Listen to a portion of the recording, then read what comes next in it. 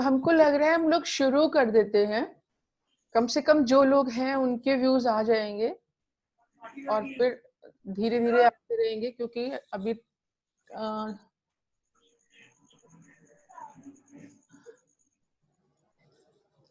अभी पूरे लोग आए नहीं हैं। महेश,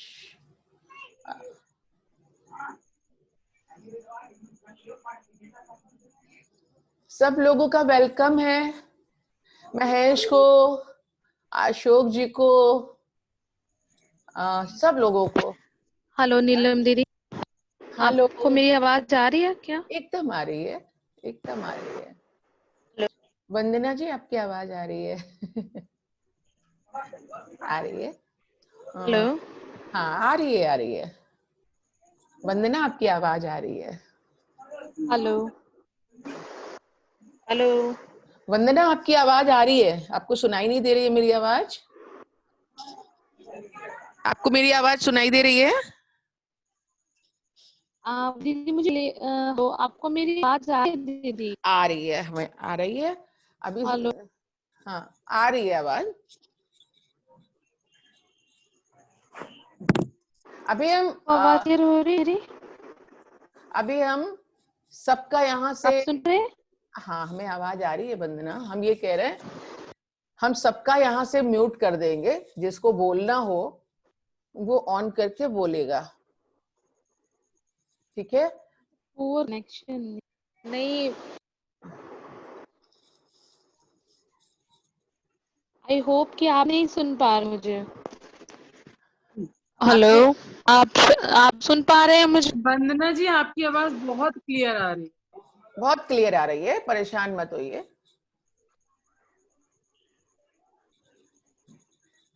ठीक है,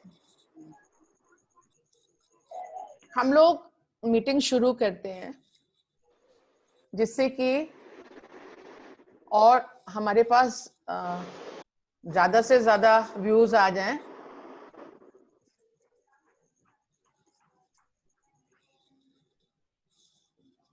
हमने यहां से म्यूट कर दिया है, अभी जो बोलेगा वो ऑन कर लेगा। तो आज की मीटिंग सबको पता है कि क्यों हो रही है। हम सबका वेलकम करते हैं, डॉक्टर अर्चना का, वंदना शर्मा का, मीरा जी का, सभी का, सब लोगों का, माया का, निशा का, सभी लोगों का। कविता मुखर भी आ गई है, उसका भी वेलकम करते हैं सभी लोगों का। अनुपमा, सारे लोग आ रहे हैं। रुक जाते हैं शायद, 2 मिनट और रुक जाते हैं, लेकिन अब काफी टाइम हो गया है। अब शुरू कर देते हैं, बहुत टाइम हो गया है। अच्छा, स्टार्ट हुआ नहीं अभी? हाँ नहीं, अब स्टार्ट हो रहा है। कविता, आपके बगैर स्टार्ट नहीं होना था।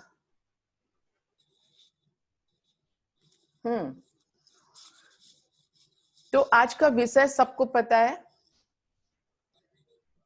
कि आज क्यों रखा गया है। हाथरस में जो कांड हुआ, हाथरस में जो कांड हुआ है, फिर बलरामपुर में हुआ है, और लंबे समय से होते चले जा रहे हैं। ऐसा लगता है जैसे दरिंदगी में भी कंपटीशन लगा हुआ है, कौन कितनी दरिंदगी दिखा सकता है, कौन कितना हैवानियत दिखा सकता है। और जो सबसे बड़ी बात यह है कि हमारी पुलिस का रोल और बिगड़ता ही चला जा रहा है। वो चाहे कानपुर की हो, उत्तर प्रदेश में कहीं की भी हो, हिंदुस्तान में कहीं की भी हो, हर जगह एक ही चीज सुनने को मिलती है कि अगर एफआईआर दर्ज हो जाती, अगर पुलिस ने कुछ एक्शन ले लिया होता, तो शायद इतना बड़ा कांड नहीं होता। हर जगह से यही सुनने को मिलता है। उसकी शायद बहुत सारी वजहें हैं कि हमारी पुलिस उतनी सेंसिटिव नहीं है, हम उसको उतना सेंसिटिव कर पाने में सक्षम नहीं हो पा रहे हैं। हम लोगों ने 5-5 दिन की पुलिस को काफी साल पहले ट्रेनिंग दी थी, 3 ट्रेनिंग दी थी 5-5 दिन की, और उनका असर भी पड़ा था। पूरे दिन सुबह 6 से लगा के रात शाम 6 बजे तक की ट्रेनिंग देते थे। आज हम लोग इसलिए यहाँ इकट्ठे हुए हैं कि हाथरस के लोग सारे क्रिमिनल अरेस्ट तो हो गए हैं, लेकिन उन्हें कितनी जल्दी सजा मिलती है ये महत्वपूर्ण बात है। फास्ट ट्रैक कोर्ट के तहत उन्हें कितनी जल्दी उन्हें दोषी करार दिया जाता है सारे सबूतों के साथ, और उनको सजा मिलती है। तो आज हम लोग 2 तरह की चर्चा करेंगे। एक, हम तुरंत क्या क्या कर सकते हैं इस हाथरस वाली घटना को लेके और तमाम सारी घटनाओं को लेके। आप सबको पता होगा कि ये जो हाथरस की घटना है, इसमें 14 दिन बाद वो लोग अरेस्ट हुए हैं। इवन जब वो बच्ची पड़ी हुई थी और ये लोग एफआईआर दर्ज कराने गए थे, तो वो कह रहे थे ये बहाने कर रही है, उसकी ब्लीडिंग हो रही थी, वो एकदम बेहोशी के हालत में, मुर्दा हालत में पड़ी थी। लेकिन यही कहा जा रहा था, पुलिस कह रही थी इसको उठा के ले जाओ, मोहल्ले वालों पड़ोसियों के खिलाफ कुछ मत करो। तो कैसे हम लोगों को सेंसिटिव करें, ये हमें सोचना होगा। तो जब भी कोई इस तरह की घटना, आज हमारी कल सुबह से हमारी पुष्पा जी अभी बताएंगी यहाँ, अगर उन्होंने अटेंड कर लिया है, कल सुबह से वो दौड़ रही हैं, वो और उनके साथ हमारे कुछ लोग दौड़ रहे हैं, उनके साथ 1-2 एडवोकेट भी हैं। लेकिन परमिशन सिर्फ श्रद्धांजलि अर्पित करने की, हाथरस वाली बच्ची और जो बच्चियां जिनके साथ इस तरह का हो रहा है, तो सिर्फ श्रद्धांजलि अर्पित करने के लिए कल सुबह से दौड़ रहे हैं हमारे यहाँ के लोग, लेकिन उन्हें परमिशन नहीं मिली है। तो और अगर हम बगैर परमिशन के अभिव्यक्ति की अपनी आजादी का करते हैं कि नहीं, हम इतनी तो अभिव्यक्ति की आजादी है कि हम रो सकें, गुस्सा हो सकें, अपना विरोध जाहिर कर सकें, तो फिर वो ठीक नहीं रहता है। तो आज व्यवहारिक क्या चीजें हो सकती हैं? क्या हम अपने बच्चियों को भोजन के साथ साथ सेल्फ डिफेंस की ट्रेनिंग, जुडो, कराटे, उनको सक्षम फिजिकली, जो अभी तक कहा जा रहा था कि बच्चियां कमजोर होती हैं, औरतें कोमल होती हैं, क्या हम उनको मजबूत बनाने की मुहिम में जुट जाएं? क्योंकि एक चीज तो समझ में आता है कि हमें आपको ही करना पड़ेगा। पुलिस को भी सेंसिटिव करना है तो उस पे हम लोगों को ही करना पड़ेगा, कोई ऊपर से नहीं आने वाला है। तो हमें क्या क्या करना है, हमें इस तरह की घटना में तुरंत क्या क्या करना है, और लंबे समय में क्या करना है कि ये इस तरह की घटनाएं हो ही नहीं। तो हम चाहेंगे कि आप में से कोई भी अगर अपना नाम लेके, आज हम कोशिश करेंगे छोटे छोटी सी बातें रखें, बहुत छोटी, कि क्या करना है क्विक और लंबे समय में, हम किस तरह की कैंपेन चला सकते हैं, हम किस तरह से कर सकते हैं। तो सब लोग बोले, आज जितने लोग हैं और भी लोग आते जा रहे हैं, सबके सुझाव आए, इसलिए बहुत जरूरी है कि कम कम शब्दों में सब लोग अपनी बातें रखते जाएं। तो प्रियांक, आप रखोगे क्या? प्रियांक,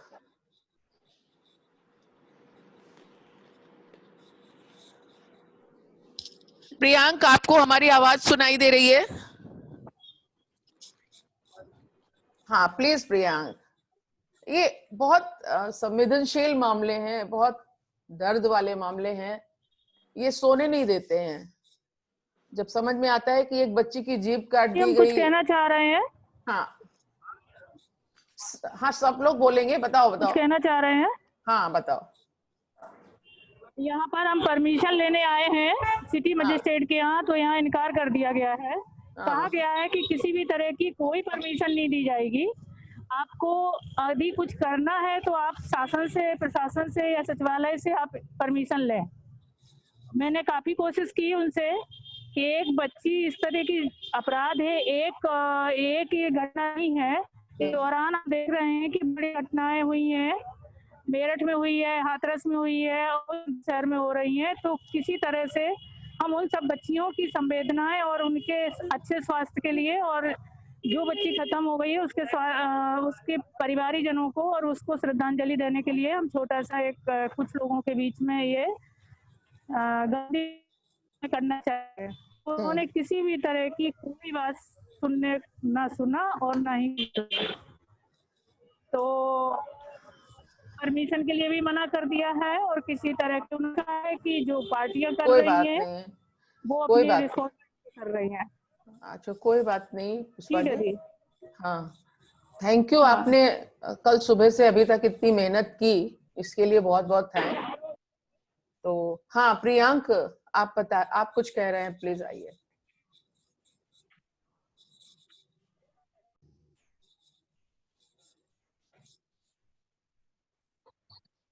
क्या मेरी आवाज आ रही है मैम आपको? हाँ बहुत अच्छी आ रही है।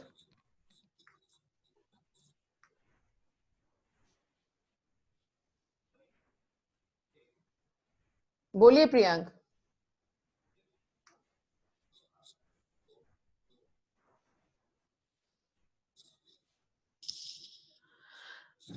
प्रियांक, बताऊंगा। प्रियांक आप हमको सुन पा रहे हैं? जी जी आपकी जी। आवाज नहीं आ रही है प्रियांक। अच्छा, अब आ रही है। मुझे आपकी आवाज आ रही है? अब आ रही है आपकी आपको मेरी आवाज। आवाज आ रही है? हाँ अब आ रही है। जी, मैं ये कहना चाहता हूँ कि जब भी मैं सो कर उठता हूँ तो मैं हमेशा ये सोच के उठता हूँ कि ये दिन मेरी जिंदगी का बहुत अच्छा दिन जाएगा। लेकिन जब भी इस तरह की घटनाएं देखता हूँ, सुनता हूँ, तो मन व्यथित हो जाता है। और फिर यही लगता है कि मतलब समाज में हम ये कितनी हमने अवेयरनेस फैलाई, इतनी सारी घटनाएं हो चुकी, फिर उसकी बार बार पुनरावृत्ति क्यों होती है?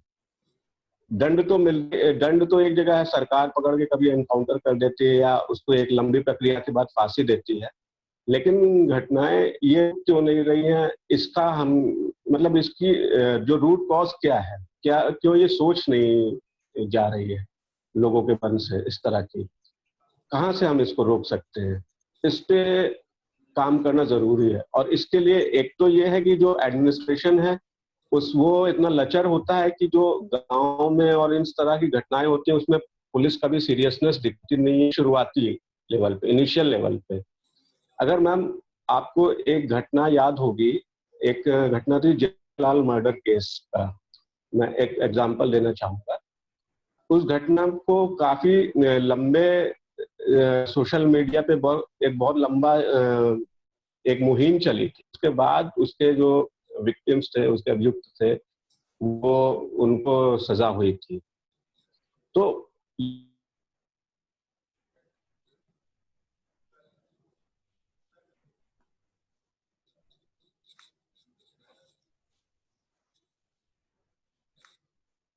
प्रियांक आपका नेटवर्क कुछ गड़बड़ कर रहा है शायद।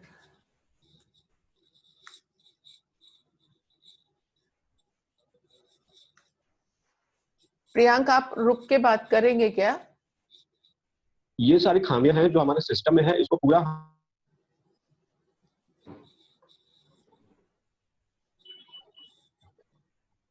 क्या मेरी आवाज आ रही है मैम? नहीं आ रही है, बार बार रुक रुक के आ रही है, रुक जाती है। शायद आपका नेटवर्क सपोर्ट नहीं कर रहा है।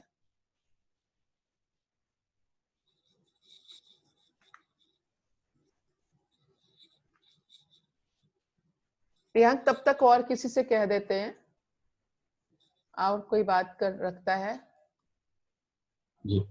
तब तक आपका शायद नेटवर्क ठीक हो जाएगा। कविता मुखर, आप आइए आइए जरा बताइए, कुछ सुझाव दीजिए कि क्या हो सकता है, हम लोग क्या कर सकते हैं अपनी बेटियों के लिए, अपने समाज के लिए, क्या क्विक करना है और क्या थोड़ा लंबे समय में।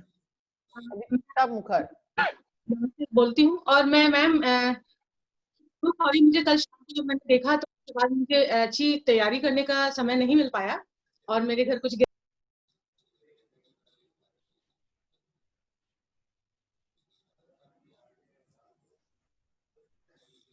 कविता, आपको हमारी आवाज सुनाई दे रही है? हाँ, मुझे मेरी आवाज, आपकी आवाज सुनाई दे रही है और अब मेरे ख्याल से मेरी आवाज भी आ रही है। टना टन आ रही है, बोलिए। बीच में शायद मेरा माइक म्यूट हो गया था। एनीवेज, मैं कल शाम को मुझे ये जानकारी मिली कि इस वेबिनार की, और मेरे घर में गेस्ट थे इसलिए मैं कुछ खास तैयारी नहीं कर पाई, डेटाज एंड बातें नहीं है मेरे पास। लेकिन क्योंकि ये मौका है, अवसर है, तो मैं अपने मन की बात जरूर रखूंगी यहाँ पर, क्योंकि जो घटना घटी है उसने वाकई हम सभी को उद्वेलित कर दिया है। तो जो खास बातें मेरे दिमाग में आ रही है, क्योंकि वो जो हाथरस वाली घटना घटी है उसके साथ साथ ये बालमपुर या बालपुर है ना, ये भी एक घटना घटी, बलरामपुर। और भी यहाँ जयपुर में भी एक ऐसी ही घटना घटी जो कि सुबह सुबह अखबार खोलते ही मिला। तो एक बार तो मेरा मन ये होता है कि छोड़ो यार, ये सब चीजें खत्म करो, अब इन सब चीजों से कुछ फर्क नहीं पड़ रहा, ये प्रशासन बहरी है, ये संस्था बस अपने संस्था और इंडिविजुअल्स, जैसे मैं इंडिविजुअल, हम लोग सब कोई चिल्ला चिल्ला के थक जाते हैं और इनके कान पे जूं तक नहीं रहेंगी। लेकिन फिर मुझे लगता है कि हम ही लोग अगर ऐसे सरेंडर कर देंगे, हैंडशिप कर देंगे, तो कुछ नहीं होने जाने का, कुछ तो करना पड़ेगा। तो अभी प्रियांक जिस प्रकार से बोल रहे थे, तो मुझे वाकई ध्यान आया कि जो निर्भया जो केस हुआ था उसमें भी सरकार दबाव में थी। हम सबने जो मुहिम, लगातार एक लंबी मुहिम जो थी, उसके दबाव में थी। तो यानी कि जब जब जो जैसी जैसी घटना घटे, हर प्लेटफॉर्म पे एक लंबी मुहिम चले, जब तक कि फॉर एग्जाम्पल, जैसे कि आपने बताया कि अभी हाथरस वाली घटना के चारों जो मुजरिम बोले या दोषी हैं, वो अभी पकड़े तो गए हैं, लेकिन अभी वो दोषी साबित होंगे, वो एक लंबा प्रकरण होगा। तो जब तक निर्दोष साबित नहीं हो जाते, तब तक उनको दोषी माना जाए और कम से कम जेल में तो रखा जाए। सजा दी जाए या नहीं जाए अलग बात है, लेकिन क्योंकि वो क्या प्राइमा फेसिया वो पकड़े गए हैं, इसी बेसिस पे उनको कम से कम सजा तो रखी जाए, वहां पे जेल में तो रखा जाए। और उनके सारे जो सुविधाएं हैं, सामाजिक सुविधाएं जो है, काम का है या समाज में एक्सेप्टेंस की जो भी है, या उनकी नौकरी है, उन सब से उनको उतने समय तक के लिए रोका जाए। तो ये एक लंबा संदेश जाएगा लोगों के पास कि ऐसा करके आप जब तक निर्दोष साबित होंगे, 8 साल 10 साल 15 साल, जब तक आप अपने आप को प्रूव कर पाएंगे, तब तक तो आप फंस जाओगे। तो आपको इन सब चीजों से दूर से भी बचना है, काजल की कोठरी में भी नहीं जाना है। फॉर एग्जाम्पल, हम लोग हैं या हमारे बच्चे हैं आज की तारीख में, वो जब नौकरी के लिए जाना चाहते हैं तो हम उसको शुरू से रखते हैं, बेटा कोई सा भी केस नहीं होना चाहिए। अगर सामने वाले की वजह से भी आपका एक्सीडेंट हो गया, पुलिस केस बन गया, तो आपकी नौकरी में एक बार धचका लगेगा। तो आपको कार बहुत ध्यान से चलानी है, आपको बाइक बहुत ध्यान से चलानी है। हम लोग, आम आदमी कितना सचेत रहता है कि उसका कहीं पे भी ब्लैक मार्क नहीं आना चाहिए, उसका कभी सीवी रिपोर्ट खराब नहीं होनी चाहिए। ऐसा ही सभी के मन में आए, एक बात। दूसरी बात जो मैंने बताई थी कि मुहिम की बात, मुहिम एक लंबी मुहिम चलाई जानी चाहिए सभी संस्थाओं द्वारा, और सभी संस्था के जितने भी मेंबरान हैं, जितने भी सदस्य हैं, वो सभी फेसबुक पे, इंस्टा पे और व्हाट्सएप पे, जहाँ पे भी लगातार पोस्ट करते रहें, लगातार अपना डीपी लगाए रखें। तो ये एक लंबे उस पर जाएगा। दूसरा बात मैं ये कह रही थी कि लोगों ने बहुत सजेशन दिया कि महिलाओं को अपने पर्स में से लिपस्टिक और काजल और परफ्यूम निकाल देना चाहिए। और हमारा नाम बोल देते हैं। हेलो, मेरी आवाज नहीं आ रही ना? आ रही, आपकी आवाज आ रही है। हाँ, एक मिनट का मैं 1 सेकंड का ब्रेक।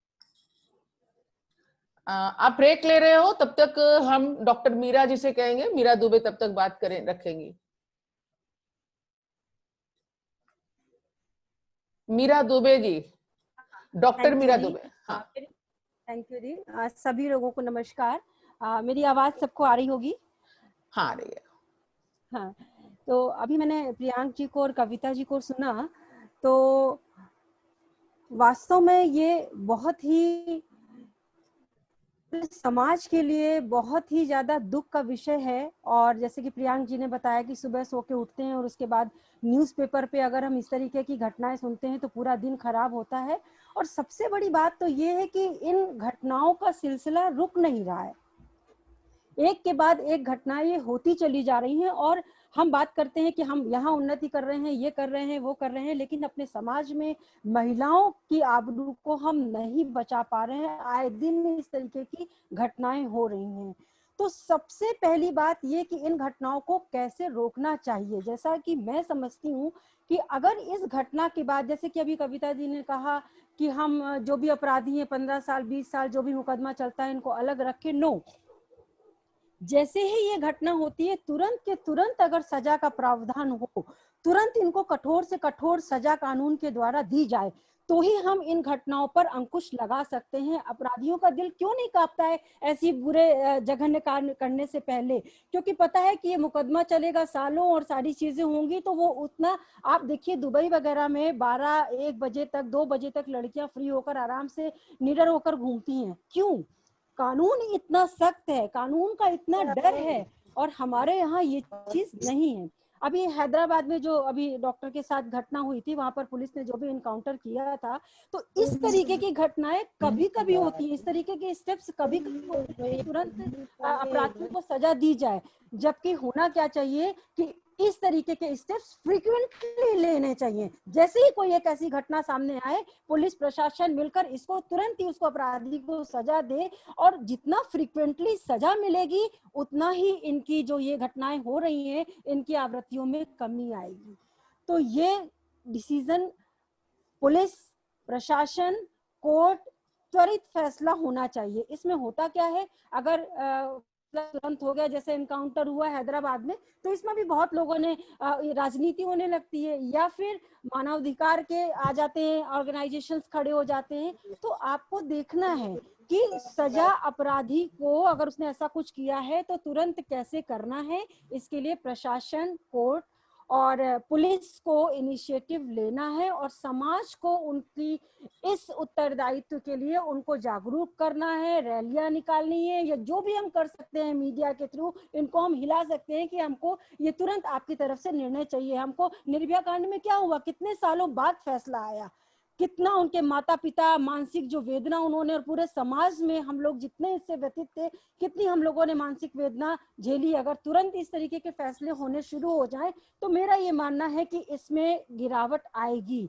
अपराधी बेखौफ होकर घूमते रहते हैं, इस तरीके की घटित घटना को अंजाम देने में उनका दिल नहीं कांपता है, क्योंकि कानून ढीला है, व्यवस्था लचर पचर है, सालों बाद अपराधी को उसका दंड मिलता है। तो ऐसा दंड बहुत कठोर होना चाहिए, और उसका एक नियत समय होना चाहिए कि ये घटना हुई 1 हफ्ते के अंदर दंड मिलेगा। कोर्ट में जैसे बाकी मुकदमे होते हैं उस तरीके से इसमें सुनवाई नहीं होनी चाहिए। रेप के केस में कोर्ट में त्वरित जल्द से जल्द डिसीजन आना चाहिए। तो ये तो रहा कि कैसे उनको हम रोक सकते हैं। दूसरा, ये तो पुलिस प्रशासन और कोर्ट का उत्तरदायित्व हो गया, और उसमें हम समाज को इनको बराबर से जागरूक करना, या किसी भी तरीके से इनको पुश देना, या इन पर प्रेशर बनाना कि आप इसका निर्णय तुरंत दें, ये हम समाज की जिम्मेदारी बनती है। और इसके अलावा क्या कारण हो सकते हैं, उन कारण में मैं ये समझती हूँ मीडिया, समाज, ये जो नेट की उपलब्धता है, ड्रग्स, नशा, मीडिया में हम क्या परोस रहे हैं हमको सबको पता है। नेट की अवेलेबिलिटी पूरे टाइम है, बच्चे को है, गांव में कौन क्या देख रहा है, उसके क्या साइड इफेक्ट्स हैं, क्या उसके मानसिक भाव है, यहाँ पर मनोवैज्ञानिक भी बैठे हुए हैं, अभी उसका डिस्कशन बाद में करेंगे। तो उन सब चीजों का, साथ ही साथ कोई नशा कर लिया, ड्रग कर लिया, कुछ भी ले लिया, तो उन सब चीजों का भी प्रभाव पड़ता है कि जो भी व्यक्ति, जो भी आरोपी है वो इन घटनाओं को अंजाम देता है, तो उसके पीछे ये कारण भी होते हैं। तो देखना है इन पर भी कैसे किया जाए। फ्री नेट उपलब्ध है, गांव भी बाकी कुछ पढ़ाई लिखाई नहीं होगी, लेकिन ये सारी चीजें, नशा उपलब्ध है आराम से हर कोई करके, और फिर इस घटना को अंजाम देने में इन सब चीजों की जो कारण है ये मुख्य कारण है। अब जो भी आरोपी है वो इस कांड को करता है। जैसे कि अभी नीलम दीदी ने बताया कि क्या हम शॉर्ट टर्म मेजर्स ले सकते हैं, क्या हम लॉन्ग टर्म मेजर्स ले सकते हैं। तो लॉन्ग टर्म में समाज और परिवार की क्या भूमिका है। परिवार में हम कहते हैं बेटियों को सुसंस्कृत कीजिए, बेटियों को संस्कार दीजिए। अब समय ऐसा है कि हमें अपने बेटों को ये उनके नस नस में भर देना है कि जो भी पराई बेटी बहू या जो भी आप बाहर देख रहे हो, उनको आपको इज्जत देनी है, उनको आपको इस निगाह से देखना है। ये संस्कार बच्चों में हमें बहुत गहनता से आरोपित करने हैं, जिससे कि ये संस्कार की जड़ें इतनी मजबूत हो कि कोई भी मीडिया, कोई भी फिल्म, कुछ भी देखे तो बच्चे के अंतरात्मा कहे कि नहीं ये गलत है, ये ऐसा नहीं होना चाहिए। तो ये एक परिवार की तरफ से और समाज की तरफ से हम लोगों का रोल होना चाहिए।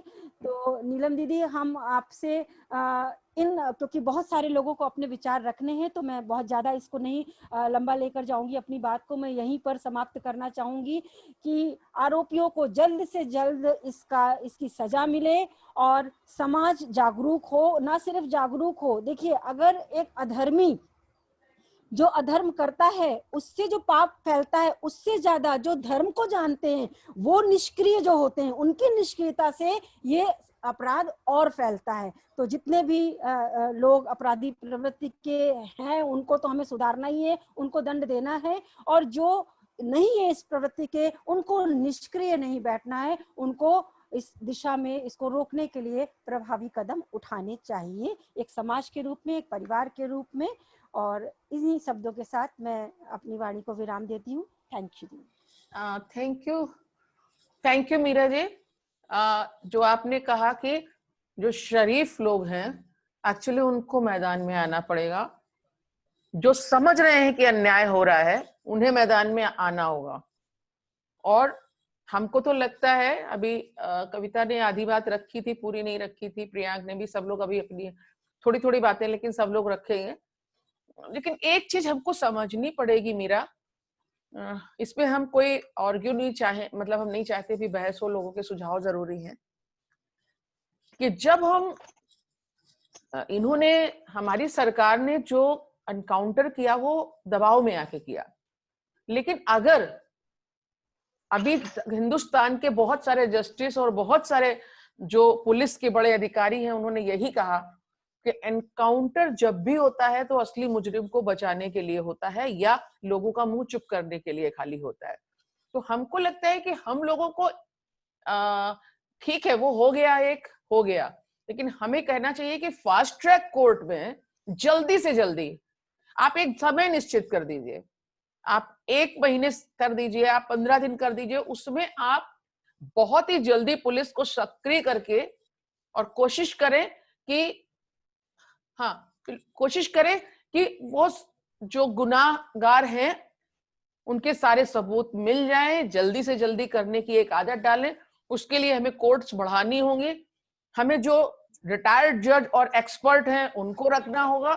तो हमारी कोशिश ये होनी चाहिए कि जल्दी मिले न्याय, लेकिन जब हम इस तरह की चीजों को करेंगे तो फिर कोर्ट बंद हो जाएंगी, फिर हमारा जो कोर्ट पर से विश्वास है, जब कोर्ट से विश्वास हट जाएगा, जजमेंट से विश्वास हट जाएगा, तो वो शायद कहीं ना कहीं हमारे गलत ट्रैक पे ले जाएगा। तो थैंक यू मीरा, हमें बहुत अच्छा लगा। और हम तो कहेंगे कि एक कैंपेन, एक कमेटी बननी चाहिए और वो हिंदुस्तान भर में, वो ऑनलाइन और ऑफलाइन, वो कमेटी, जो लोग ऑनलाइन कर सकते हैं उसमें वो ऑनलाइन सक्रिय रहें, जो ऑफलाइन कर सकते हैं वो ऑफलाइन करें, लेकिन एक ऐसी कमेटी होनी चाहिए यूथ्स की और जागरूक लोगों की जो पूरे हिंदुस्तान में ये शॉर्ट टर्म और लॉन्ग टर्म में चर्चा करते रहे और काम करते रहे। तो थैंक यू मीरा। कविता, तुम प्रियांक की बात अधूरी रह गई थी, तो पहले हम चाहेंगे प्रियांक के सुझाव आ जाएं और प्रियांक के बाद फिर कविता का और फिर बाकी लोगों की। मीरा, शाम को 3 बजे एक और है, तो हम भेज देंगे लिंक। जी अगर जी आ सकता तो आ जाना। बिल्कुल दीदी, मैं इजाजत चाहती हूँ क्लास से मेरी। बहुत बहुत धन्यवाद, सभी लोगों को नमस्कार। ठीक है, थैंक यू मीरा। तो प्रियांक जल्दी से आ जाओ, तुम्हारा नेट अभी सपोर्ट कर रहा है।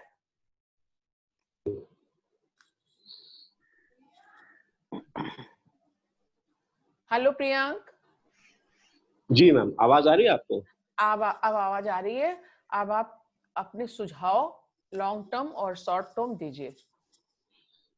मैम, मेरा तो सबसे पहले, मैं ज्यादा टाइम वेस्ट नहीं करूंगा, एक बात मैं ये कहना चाहूंगा, जिस तरीके से हर ऑफिस में एक आजकल सेक्सुअल हैरेसमेंट टीम होती है, उसी तरीके से क्या हर गांव में, मोहल्ले में, जोन वाइज इस तरह की एक टीम काम कर सकती है बहुत जो बढ़िया। कि एम्पावर्ड हो, जो महिला आयोग हैं इस तरह के, मतलब जिसके ऊपर कोई दबाव काम ना कर सके, और जो बिल्कुल पुलिस के ऊपर इस तरह का प्रेशर बना करके चीजों को बहुत फास्ट वे में उसको प्रोसेस कर सके, कि कोई घटना अगर स्टार्टिंग में ही हो रही है, और इसके साथ ही वो अवेयरनेस का भी काम करे उसी मोहल्ले में लोगों को, कि आपको कोई छोटी सी भी घटना को भी बड़ा नहीं बनने देना। मतलब अगर कोई घटना इनिशियल स्टेज पे है तो उसको आपको रखना है उस टीम के सामने कॉन्फिडेंशियली, उसका हम मतलब लोगों उसको या तो काउंसलिंग कर किया जाए, पहले समझाया जाए कि ये गलत है, और उसके बाद फिर केस रजिस्टर्ड हो जाए, ताकि उस इंसान का आगे के लिए रास्ता क्लियर हो जाए कि भाई तुम्हारा रास्ता साफ है। एक तो ये है। दूसरा ये है कि मैम, जो सच में जो न्याय की जो प्रक्रिया है वो बहुत ज्यादा लंबी होती है।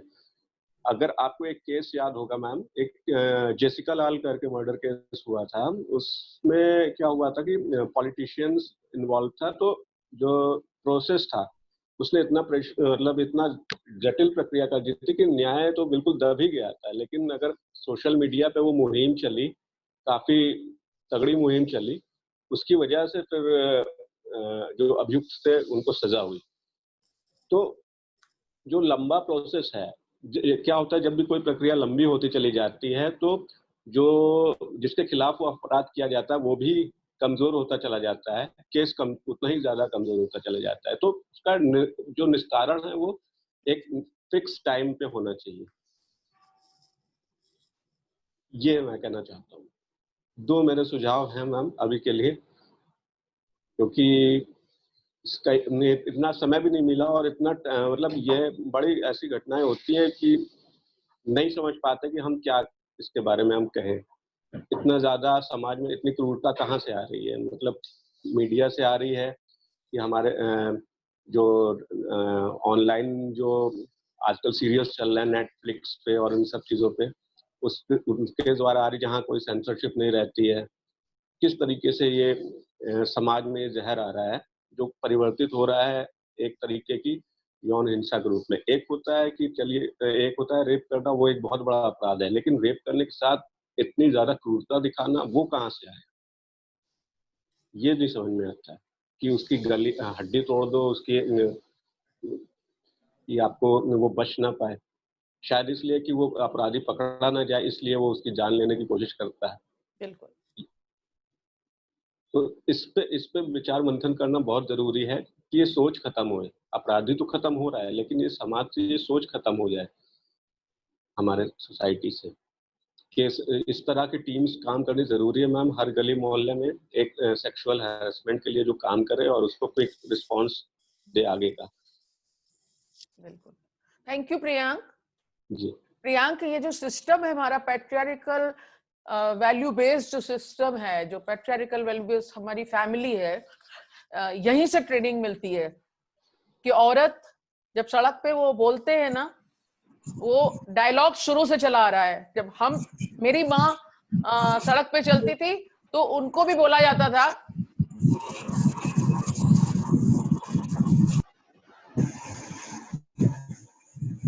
आप लोग अपने माइक ऑफ कर दीजिए, नहीं तो बार बार हमको इधर से ऑफ करना पड़ता है ढूंढ ढूंढ के।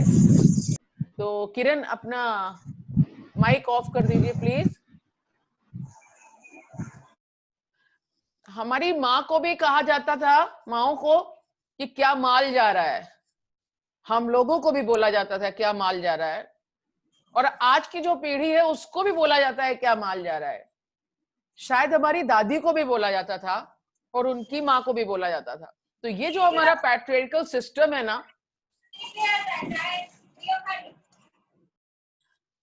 यह पैट्रियार्कल सिस्टम हमको सिखाता है, लड़कों को अलग तरह की ट्रेनिंग दे रहा है और लड़कियों को अलग तरह की ट्रेनिंग दे रहा है। तो अभी हम लोगों को जो कैंपेन शुरू करनी है, उस कैंपेन में बहुत जरूरी है कि हम यह जो पैट्रियार्कल सिस्टम है, ये जो थिंकिंग है, हमें इसको मिनिमाइज करने के लिए, जो महिलाओं पर हिंसा है उसको मिनिमाइज करने के लिए हमें जेंडर इक्वालिटी की तरफ ध्यान देना होगा कि कैसे दें। तो इसलिए ये कहीं और से सीख के नहीं आते हैं हमारे बच्चे। छोटे छोटे बच्चे सड़क पे खेला करते हैं एकदम जानवरों की तरह, और उनकी माएं बाहर काम करने चली जाती हैं। वो जो कुछ सीखते हैं अपने ही उम्र के बच्चों से सीखते हैं। तो और हमको हर जगह, चाहे वो गरीब हो, मार्जिनलाइज हो, दलित हो, लोअर क्लास के हो, लोअर मिडिल के हो, मिडिल क्लास हो, अपर मिडिल क्लास हो, हमें हर जगह बहुत ध्यान रखने की जरूरत है कि हमारे बच्चे किस तरह के हैं, वो कैसी सोच ले रहे हैं, और वो हमारे व्यवहार से ही लेते हैं। तो प्लीज आप अपना माइक ऑफ रखिए। तो आज हमें यही बातें रखनी है सारे लोगों को। हमारे बीच अनुराधा जी हैं, डॉक्टर अनुराधा जी, हम चाहेंगे कि वो अपनी बात रखें। डॉक्टर अनुराधा जी।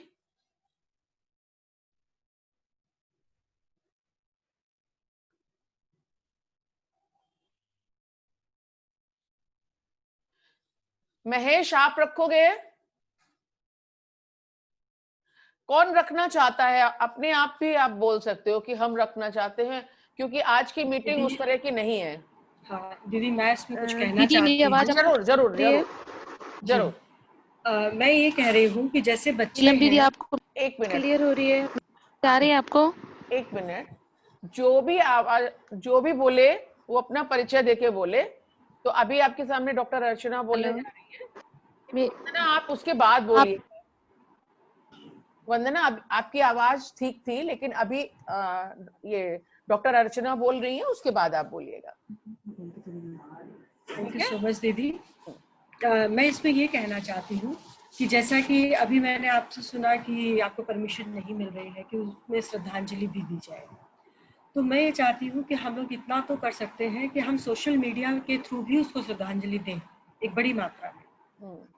हम सभी सखी केंद्र की तरफ से या हम सभी महिलाओं की तरफ से हम अपने अपने FB पे उनको श्रद्धांजलि अर्पित करें, टैग करें अपनी सखी केंद्र को भी उसमें, और हम सब उसको कि भाई हमें ऐसे नहीं करने दिया जा रहा है, तो हम सोशल मीडिया के थ्रू करेंगे। गुड। मगर हम करेंगे तो एक इसका एक रास्ता हो सकता है।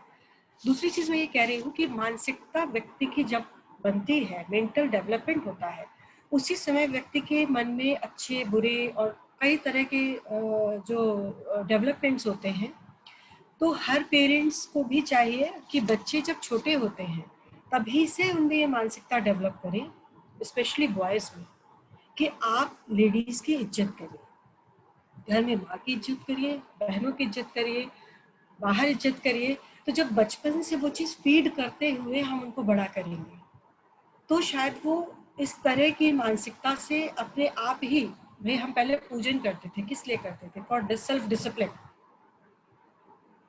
हर समय तो ईश्वर भगवान आके नहीं कहते कि आप हमारी पूजा करें, मगर एक सेल्फ डिसिप्लिन के लिए ही हम करते थे कि हम पूजा कर रहे हैं इतने टाइम हमको, क्योंकि जितनी देर हम पूजन कर रहे हैं, जितनी देर हम मंदिर में हैं, हम एक नेगेटिव विचारों से दूर रहते हैं कि भाई हम मंदिर में हैं, हम अभी ऐसा नहीं कर सकते। तो ये सारी चीज़ें जो है बच्चों में शुरू से डालनी चाहिए कि उनमें कुछ एथिक्स डेवलप करें कि देखिए जो चीज़ थोड़ी सी कहीं भी वीक पड़ जा रही है उसको भी सपोर्ट की ज़रूरत है। और अगर आप चाहते हैं कि आपकी माँ खुश रहे, हर बच्चा चाहता है आपकी बहन खुश रहे, तो हम उससे सपोर्ट करते हैं। तो जब वो अपनी बहन और माँ को सपोर्ट करते हैं तो फिर वो बीवी को भी सपोर्ट करते हैं।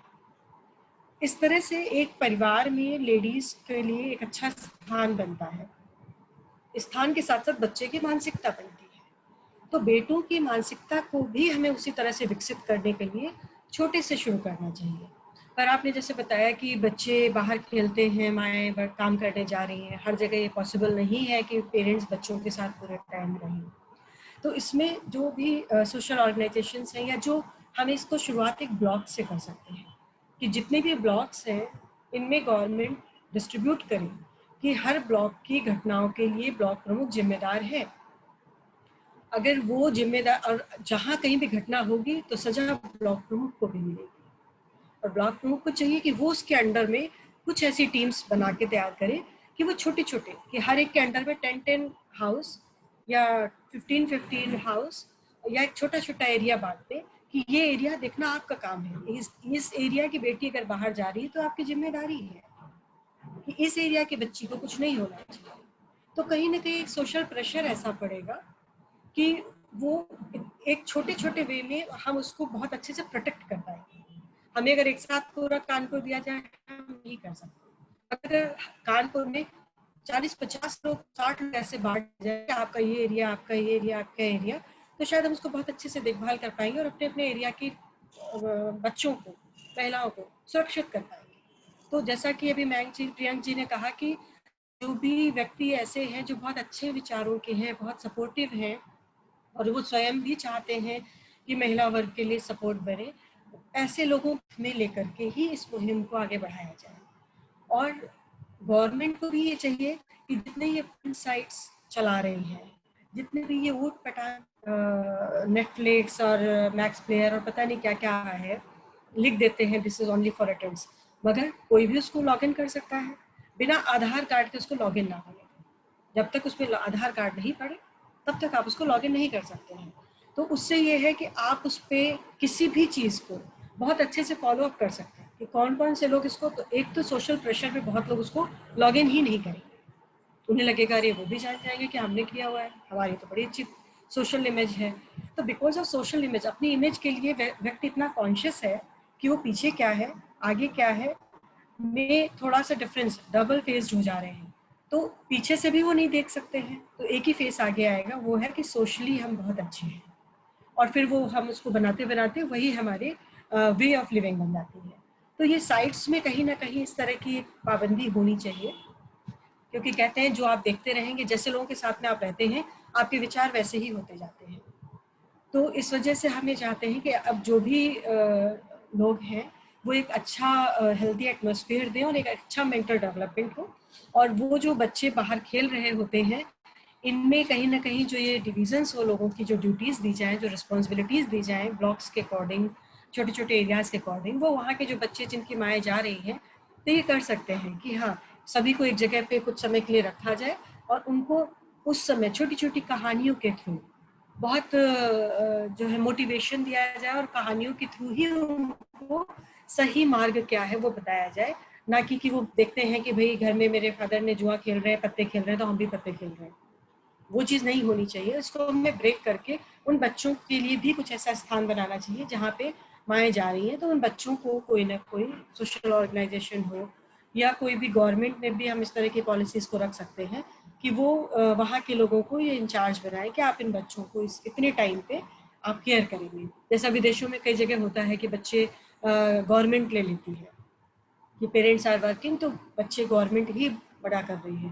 तो यहाँ बच्चे गवर्नमेंट नहीं ले, क्योंकि इंडिया है, बच्चे माएँ बहुत अच्छे से बच्चों को केयर करती हैं, फादर बहुत अच्छे से टेक केयर करते हैं। मगर जहाँ ये व्यवस्था नहीं हो पा रही है उन बच्चों को भी बहुत ज़रूरी है कि हम प्रॉपर सपोर्ट दें और मेंटल डेवलपमेंट पे विशेष ध्यान दें, क्योंकि जो मानसिकता आज बड़े छोटे से बड़ी चलती जा रही है, आगे चल के कहीं ना कहीं वही मानसिकता हमारी बहुत ही जटिल रूप में हमारे पास आ जाती है और हम उसको नहीं, मतलब उससे फिर बाहर नहीं निकल पाते और ये फिर एक मानसिक बीमारी भी बन जाती है जिसको हम चाह के भी नहीं हटा सकते। आज हम एक सीरीज देख रहे हैं, कल 2 देख रहे हैं, आज हमने एक जगह पे, आप देखिए कोई भी जगह ऐसा देख लीजिए जहाँ पे रेप केसेस नहीं हो रहे हैं, मर्डर केसेस नहीं हो रहे हैं।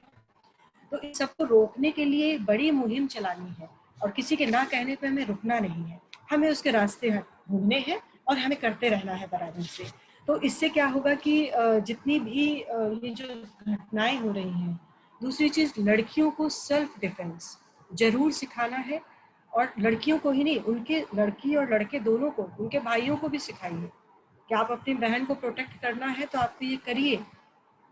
अपने ब्लॉक में कुछ एक ऐसे ग्रुप्स बनाइए लेडीज़ के भी और जेंट्स के भी जो अच्छे व्यक्ति हैं, जो सपोर्ट में है कि महिलाओं को सुरक्षित रहना चाहिए, लड़कियों को सुरक्षित रहना चाहिए, उनको भी एक ऐसी तालीम दी जाए कि वो हर जगह पे जहाँ आवश्यकता हो वहाँ तुरंत पहुँचे और पहुँच करके वहाँ पे सुरक्षा व्यवस्था करें और लड़कियों को प्रोटेक्ट करें।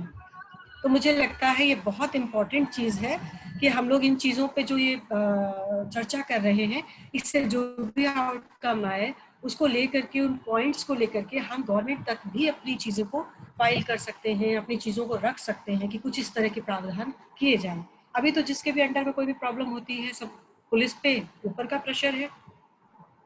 अब वो नेताओं के प्रेशर में पुलिस भी कुछ नहीं कर पा रही है, और जहाँ पे पैसे का लेन देन की बात हो रही है तो हर जगह लोग पैसे कमाने के लिए बैठे हुए हैं, और सही क्या है गलत क्या है कुछ देख ही नहीं पा रहे हैं कि उन्हें करना क्या है। वो तो जहाँ पे जिधर घुमा दिया गया उधर पे वो कार्य कर देते हैं कि भाई ठीक है, इधर से भी पैसा गया, इधर से पैसा गया, मेरा काम ये है, जो पलड़ा भारी हुआ वो हमने कर दिया। सुशांत सिंह केस में भी शायद वही हो रहा है कि उसमें भी अगर सोशल मीडिया इतनी एक्टिव नहीं होती तो शायद बहुत सारी चीज़ें हमारे सामने ही नहीं आती। तो सोशल मीडिया का सहारा लेकर के हमें बराबर इसमें लगे रहना है। कहते हैं तब तक चोट करिए, वार करिए, जब तक कि उसमें से उस मतलब जब तक कि आकृति बन के नहीं निकल आती है। किसी भी पत्थर को तराशिए, आकृति जब तक नहीं बनती तब तक हम कार्य करते हैं। वैसे ही ये समाज है हमारा, इसको हमें ठीक करना है, अपनी बच्चियों को सेव करना है, तो तब तक इस पे वार करते रहिए जब तक कि इसका आउटकम पॉजिटिव वे में हमारे सामने ना आए।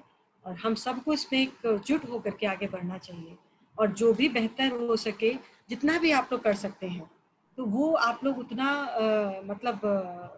करिए। ये नहीं सोचिए कि नहीं हमें सिर्फ बाहर 4 लोगों के सामने हमने बोला और उसके बाद में जब हम भूल गए। नहीं, मानसिक तौर पे आप जुड़िए, और मानसिक तौर पे जुड़ करके इसमें आप बराबर सहयोग करिए सबका।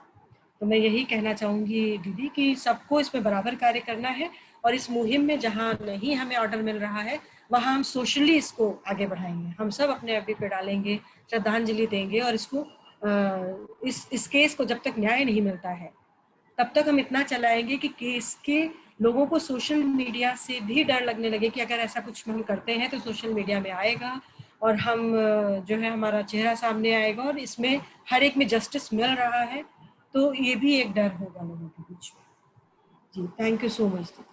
थैंक यू अर्चना, आपने बहुत महत्वपूर्ण बात कही, और आपने प्रियांक ने जो बोला कि हम क्लस्टर्स बनाएं हर जगह, और फिर उन क्लस्टर्स में हम कुछ लोग ऐसे हो जिनको जिम्मेदारी दें। आपने भी जो बात कही उसमें ये भी हो सकता है कि जो सरकारी स्कूल हैं अगर उनके हालात थोड़े अच्छे कर दिए जाएं और वो जो टीचर्स हैं उन्हें और काम ना बताए जाएं, तो वो अपने जो स्लम्स हैं या जो आंगनवाड़ी हैं, जो स्लम्स हैं, उनके बच्चों को अगर वो पढ़ाने के साथ साथ हमारे और जो उस बस्ती के आसपास के लोग वॉलंटियर करना चाहते हैं उनके बीच उनको एक अच्छी एजुकेशन देना चाहते हैं, उनको एक जो भी ये सारी चीजें जो जेंडर इक्वालिटी की है ये सब समझाना चाहते हैं, तो शायद गवर्नमेंट से हम लोगों को ये मांग जरूर करनी चाहिए जो आपने कहा कि वो बच्चों को